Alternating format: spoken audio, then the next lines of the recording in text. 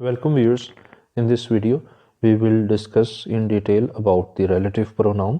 Relative pronoun को समझने के लिए हम एक सेंटेंस पे गौर करते हैं. अगर आप स्क्रीन पर देखें, The girl who came here yesterday was a student. अब इस सेंटेंस में ये वर्ड who जो बोल्ड में आप देख सकते हैं, ये गर्ल को रिलेट कर रहा है या गर्ल को रेफर कर रहा है. गर्ल एक नाउन है, तो हु जो है वो रिलेटिव प्रोनाउन है और गर्ल एंटीसीडेंट है. यानी कि रिलेटिव प्रोनाउन बेसिकली एक नाउन के को या एक प्रोनाउन को रिलेट करता है या रेफर करता है, और जिस नाउन या प्रोनाउन को वो रिलेट करता है या रेफर करता है उसे हम बोलते हैं एंटीसीडेंट, और ये प्रोनाउन रिलेटिव प्रोनाउन है. एक और एग्जांपल इसकी देखते हैं. Bring the book that I gave you yesterday. अब इस सेंटेंस में दैट जो है रिलेटिव प्रोनाउन है और ये बुक को रेफर कर रहा है या रिलेट कर रहा है, तो बुक एक नाउन है और book as an antecedent use होता है. रिलेटिव प्रोनाउन जो है वो दो सेंटेंसेस को ज्वाइन करता है या दो क्लॉजेस या फ्रेजेस को ज्वाइन करता है. मजीद एग्जांपल्स देखते हैं. द बॉय या girl whose car was stolen is depressed. अब इस सेंटेंस में बॉय या गर्ल दोनों यूज हो सकते हैं, यानी मैस्कुलिन या फेमिनिन. हुज जो है रिलेटिव प्रोनाउन है और ये बॉय या गर्ल को रेफर कर रहा है. इसी तरह से सेकंड सेंटेंस अगर आप देखें, the player whose shirts are sponsored didn't play well. तो अब इस सेंटेंस में हुज जो है वो प्लेयर्स को रेफर कर रहा है और ये प्लूरल में यूज हो रहा है, तो प्लूरल में भी हुज यूज होगा, सिंगुलर में भी हुज यूज होगा. तो ये रिलेटिव प्रोनाउन है. अब हम कुछ रूल्स देखते हैं रिलेटिव प्रोनाउंस के कि इनका किन सिनेरियोज में यूज होता है और किस तरह से यूज होता है. पहले हम वर्ड हु देखते हैं. हु एक रिलेटिव प्रोनाउन है. हु जो है एज ए जनरल रूल वो सिर्फ पर्सन्स के लिए यूज होता है. फॉर एग्जाम्पल अगर आप फर्स्ट सेंटेंस देखें, the boy who came here is my best friend. The boy एक पर्सन है तो इसके साथ हु यूज हुआ है. Second sentence, he who fulfils his duties is respected. तो ही जो है पर्सन है, उसके साथ हु यूज हुआ है. इसी तरह से third sentence, they failed who didn't work hard. तो दे फेल्ड, दे ये भी पर्सन को रेफर कर रहा है और प्लूरल में है, तो सिंगुलर में भी हु यूज होता है जैसे फर्स्ट टू सेंटेंसेस में, और प्लूरल में भी हु यूज होता है. इसी तरह से विच का हम यूजेज अगर देखें तो विच नॉन लिविंग थिंग्स के साथ यूज होता है या एनिमल्स के साथ भी यूज होता है. फॉर एग्जाम्पल अगर आप सेंटेंस देखें, second sentence, the pet which I saw in your house is very friendly. Pet जो है एनिमल के लिए यूज हो रहा है, तो इसको विच रेफर कर रहा है. Which is a relative pronoun और पेट इसमें एंटीसीडेंट है. इसी तरह से थर्ड सेंटेंस अगर आप देखें, the plate which you broke was very expensive. तो विच प्लेट को रेफर कर रहा है, विच रिलेटिव प्रोनाउन है, प्लेट नॉन लिविंग थिंग है, एंटीसीडेंट के तौर पर यूज हो रहा है. फोर्थ सेंटेंस पे अगर आप गौर करें तो ये जो अंडरलाइंड है ये एक पूरा सेंटेंस है, द बिल्डिंग कॉट फायर. अब हम सेंटेंस को पढ़ते हैं, the building cot fire which is unfortunate. अब इस सेंटेंस में जो वर्ड विच है ये रिलेटिव प्रोनाउन है और ये इस पूरे के पूरे अंडरलाइंड सेंटेंस को रेफर कर रहा है, द बिल्डिंग कॉट फायर. तो विच जो है इस तरह से पूरे सेंटेंस को रेफर करने के लिए भी इस्तेमाल हो सकता है. इसके अलावा हु या विच का दो तरह से यूज हो सकता है, एक डिफाइनिंग या उसको हम रिस्ट्रिक्टिव बोलते हैं, और दूसरा यूज हो सकता है कॉन्टिन्यूटिव या नॉन डिफाइनिंग. पहले हम देखते हैं डिफाइनिंग यूजेज क्या होता है. इसको सेंटेंस के जरिए समझते हैं. अगर आप फर्स्ट सेंटेंस देखें, the man who held me yesterday was a stranger. अब इस सेंटेंस में ये बात तो वाज़ेह है कि हु रिलेटिव प्रोनाउन है और मैन को रेफर कर रहा है. अब हु के बाद अगर आप अंडरलाइंड और बोल्ड हिस्सा देखें, हेल्ड मी येस्टरडे, ये क्लॉज है. तो अब हु जो है जिस मैन को रेफर कर रहा है, अब इस मैन का ही मजीद जिक्र हो रहा है इस क्लॉज में, हेल्ड मी येस्टरडे, यानी जिस आदमी ने मेरी मदद की. तो ये हु जो है वो मैन को डिफाइन कर रहा है, तो इसको हम बोलते हैं डिफाइनिंग यूसेज या रिस्ट्रिक्टिव यूसेज. मजीद इसी की एक एग्जांपल हम देखते हैं, the table which you broke was very expensive. अब अगेन इस सेंटेंस में विच टेबल को डिफाइन कर रहा है, तो विच रिलेटिव प्रोनाउन है, टेबल जो है वो एंटीसीडेंट है, और इस टेबल की बात हो रही, टेबल यू ब्रोक, तो ये यू ब्रोक जो है टेबल को रेफर कर रहा है. तो इसी तरह से विच जो है इसका यूज डिफाइनिंग है या रिस्ट्रिक्टिव है. امید ہے یہ واضح ہو گیا ہوگا. اگر کوئی کویشچن ہے یا کنفیوژن ہے تو آپ کمنٹس میں پوچھ سکتے ہیں. اس طرح سے جو دوسرا یوز ہے وچ یا ہو کا، وہ ہو سکتا ہے کنٹینیوٹیو یوز، یا اس کو ہم بولتے ہیں نان ڈیفائننگ. اس کو بھی ہم سینٹینس کے ذریعے سمجھتے ہیں. Ahmad told me about his elder brother who was my class fellow. اب اس میں ہو جو ہے ریلیٹیو پروناؤن ہے، یہ ایلڈر بردر کو بیسیکلی جو کلاز ہے واز مائی کلاس فیلو، یہ ایلڈر بردر کے ساتھ ریلیٹ ہو رہی ہے، ایلڈر بردر کو ڈیفائن کر رہا ہے. تو یہ کنٹینیوٹیو یوز ہے، یعنی ایلڈر بردر کی بات ہوئی اور اسی کی آگے کنٹینیوٹی ہے یا نان ڈیفائننگ ہے، تو یہ ہوتا ہے کنٹینیوٹیو یوز. اور اس میں اگر آپ غور کریں جو کنٹینیوٹیو یوز ہے اس میں کوما کے بعد یہ آتا ہے، یعنی کہ ایلڈر بردر کے بعد کوما ہے اور اس کے بعد who was my class fellow. تو یہ کوما لازمی آتا ہے جب کنٹینیوٹیو یوز ہوتا ہے. تو یہ کنٹینیوٹیو یا نان ڈیفائننگ یوز ہے.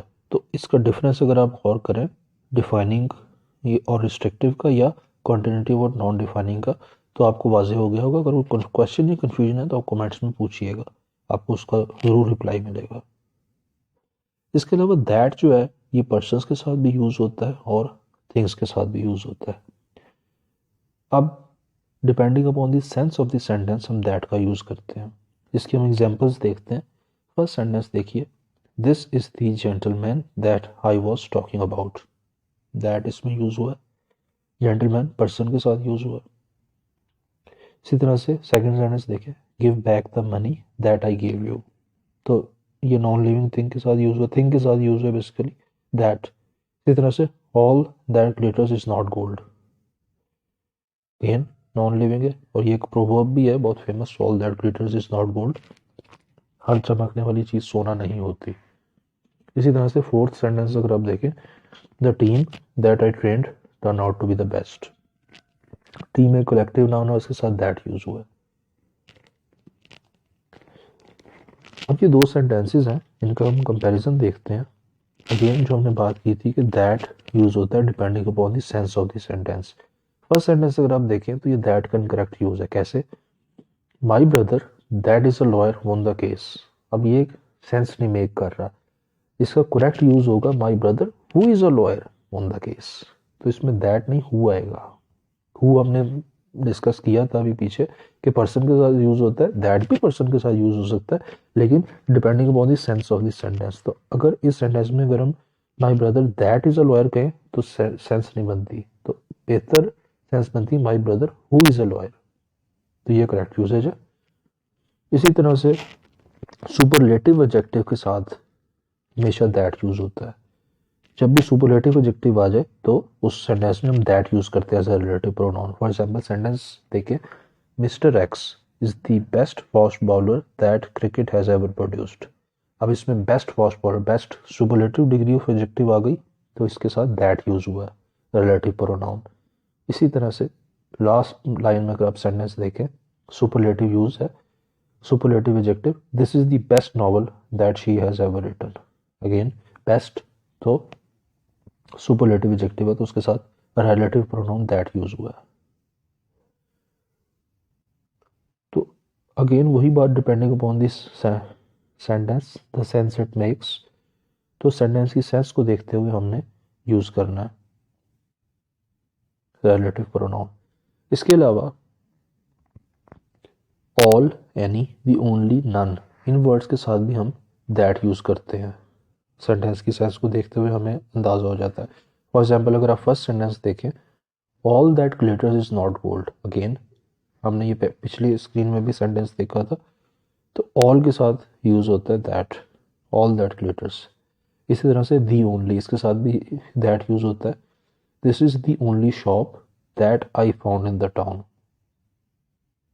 تو دی اونلی کے ساتھ دیٹ یوز ہوتا ہے. ٹھیک ہے، تو اس طرح سے سینس آف دی سینٹینس کو ہم دیکھتے ہوئے دیٹ یوز کرتے ہیں. اس کے علاوہ لاسٹ لائن اگر ہم دیکھیں، after interrogative pronouns. Interrogative pronouns ہم ایک آنے والی ویڈیو میں ڈسکس بھی کریں گے ڈیٹیل کے ساتھ. ہو، وٹ وغیرہ یہ انٹروگیٹو پروناؤنس ہیں، ان کے ساتھ بھی دیٹ یوز ہوتا ہے. فار ایگزامپل وٹ اگر آپ دیکھیں، واٹ کب یوز ہوتا ہے؟ واٹ جو ہے وہ تھنگس کے ساتھ صرف استعمال ہوتا ہے. فار ایگزامپل یہ ایک سینٹینس اگر آپ دیکھیں what is the time by your watch, تو یہ ریلیٹو پروناؤن ہے. اسی طرح سے what are you looking for, I so what I so. And last sentence اگر آپ دیکھیں be careful about what you سے, تو یہ واٹ کا یوزیج ہے ایز اے ریلیٹو پروناؤن, یہ تھنگس کے ساتھ یوز ہوتا ہے. کمپاؤنڈ ریلیٹو پروناؤن ایک چھوٹا سا کانسیپٹ ہے. بیسیکلی کمپاؤنڈ ریلیٹو پروناؤن جب ہم یونیورسلی پرسنس کو ریفر کرتے ہیں تب یوز ہوتا ہے. کمپاؤنڈ ریلیٹو پروناؤن کیسے بنتے ہیں؟ اگر ہم یہ جو ورڈز ہیں واٹ, وچ, ہو, ان کے ساتھ ہم ایڈ کر دیں ایور, سو یا سو ایور, تو کمپاؤنڈ ریلیٹو پروناؤن بن جاتا ہے. یہ آپ اسکرین پہ بھی دیکھ سکتے ہیں سیکنڈ لائن میں what so ever, what ever, which ever, who so ever, who so, who ever, یہ سارے کے سارے کمپاؤنڈ ریلیٹو پروناؤنس ہیں. سینٹینس اگر آپ دیکھیں تھرڈ لائن میں اگر آپ سینٹینس دیکھیں choose which ever dish you like, آپ یہ وچ ایور یونیورسلی یہ کوئی بھی ڈش آپ یوز کر سکتے ہیں, چوز کر سکتے ہیں جو بھی آپ کو پسند ہو, تو choose which ever dish you like, تو وچ ایور جو ہے یہ کمپاؤنڈ ریلیٹو پروناؤن ہے. اسی طرح سے سیکنڈ سینٹینس اگر آپ دیکھیں برنگ ہو سو ایور یو وانٹ, آپ کسی کو بھی لے آئیے جس کو آپ لانا چاہتے ہیں, ہو سو ایور, کوئی بھی ہو سکتا ہے. تو یونیورسلی جب کسی کے لیے بھی یا کوئی بھی چیز یا کوئی بھی پرسن جب ہم ریفر کرتے ہیں تو اس کو کمپاؤنڈ ریلیٹو پروناؤن بولتے ہیں. اسی طرح سے لاسٹ سینٹینس اگر آپ دیکھیں دیر از trouble with what ever she does, تو وٹ ایور مطلب کوئی بھی کام وہ کرتی ہے اس میں پرابلم ہوتا ہے, تو what ever is compound relative pronoun. So in this video we have gone through the rules of relative pronouns. If you have any question, any feedback, you can write down in the comment section. Very soon we will come with our next video. Thank you for watching. Goodbye.